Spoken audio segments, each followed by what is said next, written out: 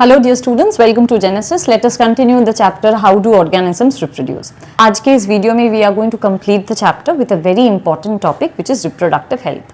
See, हम सबको पता है कि now you are aware of male reproductive system, female reproductive system. ये भी पता चला कि during the time of puberty, all the glands जो पहले work नहीं करते थे, they become very efficient and they start producing necessary hormones. Because of these hormones, you also develop your secondary sexual characters and you will undergo many changes in your body. Now, क्या इसका मतलब ये है कि if somebody hits puberty, that means that person is ready to become parent? No, not at all. Puberty hit करने का मतलब ये नहीं है कि आपका body ready हो गया है to become a father or to become a mother. In fact, it actually tells you the beginning of some years in which your body is going to prepare itself to become a parent.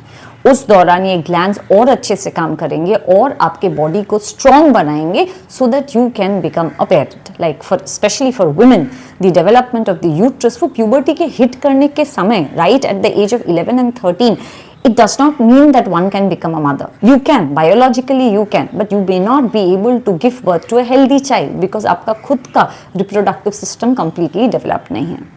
Apart from that, there is another important point about which you should be very much aware, which is if you have hit puberty and if you can feel certain urges in your body, does that mean you are supposed to have sex with strangers or people you do not know, or is this the right age to even have intercourse? No, not really so. Because before you indulge into any of these processes, you must know उसके outcomes क्या होंगे. सबसे पहला outcome और सबसे खतरनाक, it is transmission of certain diseases. It is sexually transmitted disease कहते हैं. These can happen only while you are in intercourse. इसे दो कैटेगरी में डिवाइड किया जाता है, if they are caused by bacteria or if they are caused by virus. Bacterial जो दो डिजीजेस हमें जानने हैं, one is syphilis and gonorrhoea. याद रखना, these are dangerous diseases. So if once somebody is already infected by these, then it actually takes them time to recover. बहुत सारे medications की जरूरत होती है. On the other hand, if it is viral, that means if it is spreading from a virus, इस दौरान there are two diseases that can be warts and that can be AIDS. AIDS को हम expand करते हैं तो बोलते हैं acquired immunodeficiency syndrome. Because अगर ये सिंड्रोम है मतलब इसके बहुत सारे सिम्टम्स हो सकते हैं. किसी को अगर एड्स है तो उसकी इम्यूनिटी सिस्टम जीरो हो जाती है almost, as a result of which this patient can die out of many minor disease like common flu और कोल्ड. इन सब से भी उनका डेथ हो सकता है बिकॉज उनकी इम्यूनिटी सिस्टम काम ही नहीं करती. This is caused by a virus जिसे कहा जाता है ह्यूमन इम्यूनो डेफिशिएंसी वायरस. याद रखना, ये सारी डिजीजेज तभी स्प्रेड हो सकती हैं जब जहां दो individual who are into the process of intercourse, उनमें से कोई एक अगर इन्फेक्टेड हो, that is enough to spread the disease.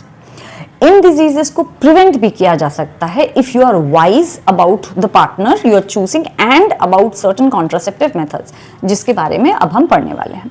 ये फर्स्ट कॉन्सिक्वेंस था of having sex at an early age when you are not even aware of these diseases, you are not aware of the consequences. And the second very important consequence is unwanted pregnancy. See, nobody would want a pregnancy at the age of 12, 13 or 14. Because then your body, even if it is prepared to handle the pregnancy, your mind is not at all prepared to handle the pregnancy. So under such condition, हमें अगर इस pregnancy को avoid करना है, then what are the various methods? Let us understand them and we will understand all of these under the heading contraceptive methods. देखो, contraception का मतलब ही है to prevent unwanted pregnancy. Now, इसे प्रिवेंट करने का सबसे इजी उपाय is a barrier method. Barrier method means you ऐसा एक मेथड जहां हम स्पर्म को फीमेल बॉडी में एंटर ही नहीं करने दे रहे हैं.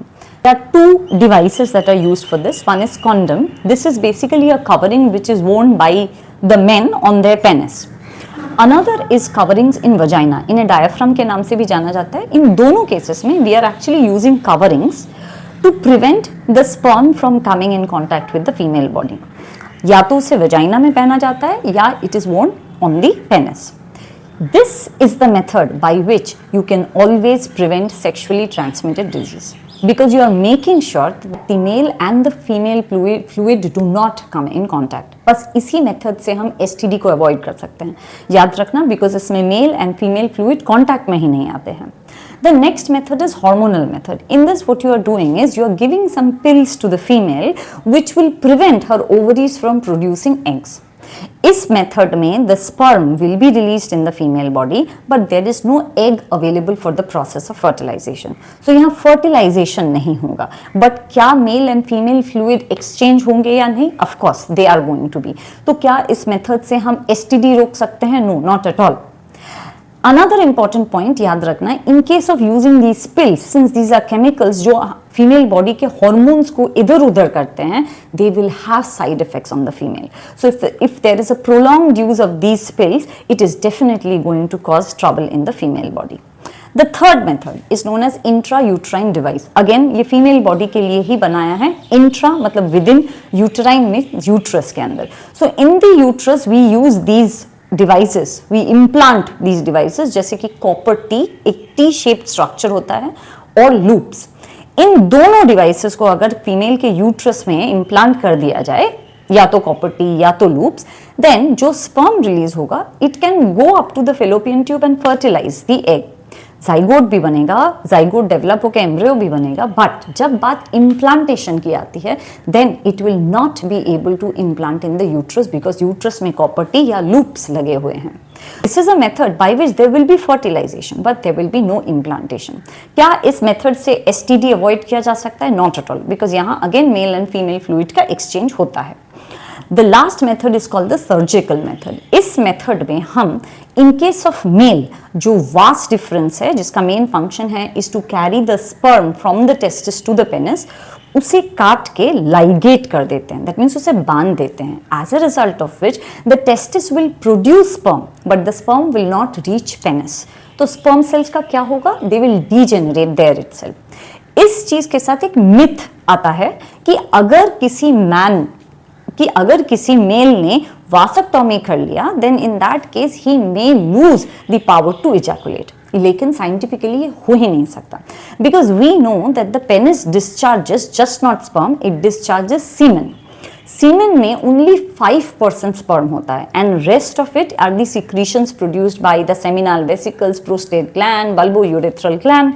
तो हम क्या करते हैं, after this ligation the man can easily ejaculate. Same semen will be ejaculated. The only point that will vary here is there will be no sperm in the semen. So that will never lead to any pregnancy. The same process when performed in a female body उसे हम tubectomy कहते हैं. इसमें हम लोग fallopian tubes को tie कर देते हैं. As a result of which the egg cannot reach the place in the fallopian tube जहाँ स्पर्म आके फर्टिलाइज कर सकता है. लेकिन अगर पूछा जाए विच इज सेफर, वैसेक्टोमी और tubectomy, then it is always advised for the man to undergo vasectomy. इसका रीजन ये है कि in case of men we already know the testis hangs out of the body in a scrotum. तो अगर मुझे vas deferens को tie करना हो, so in case of a man we do not have to open his abdomen. ऐसा कोई open surgery नहीं होगा. There will be a small incision in the scrotum and the vas deferens can be tied. On the other hand, in a female body, since the entire reproductive system is within her body, it will be an open surgery. And open surgery होने के कारण यहाँ recovery period का एक time लगता है. So they have to recover from this. As a result of which, it is always advisable कि अगर husband wife में किसी को surgical method अपनाना है, it is always better for the male to go for vasectomy than female. इन सब के बावजूद अगर प्रेगनेंसी है and if it gets detected in the first, second और at max third month, and if somebody does not want to continue with the pregnancy, which can be because of many reasons, because it is unwanted, because it is early, because there are some genetic problem in the baby to be born, then जो उपाय रहता है उसे कहा जाता है MTP, Medical Termination of Pregnancy. इसे हम abortion के नाम से भी जानते हैं. See, the only purpose for putting all these together in this class for you, it is because India has a very big problem. The problem is this constantly growing population. ये constantly growing population के कारण jobs की कमी, food की कमी, land की कमी, water की कमी, we are facing all of this. So we want you all to be aware of all these contraceptive methods and just don't keep the knowledge to yourself. Try to spread it to people who cannot access books and cannot go to schools. But फिर भी अगर आप उन्हें ये knowledge बांट सकते हैं, it is for the betterment of our nation. So with this, I finish this chapter today. Next chapter start करने वाले हैं soon, but keep revising. And if you have liked my teaching, share it with your friends and subscribe my channel. Thank you.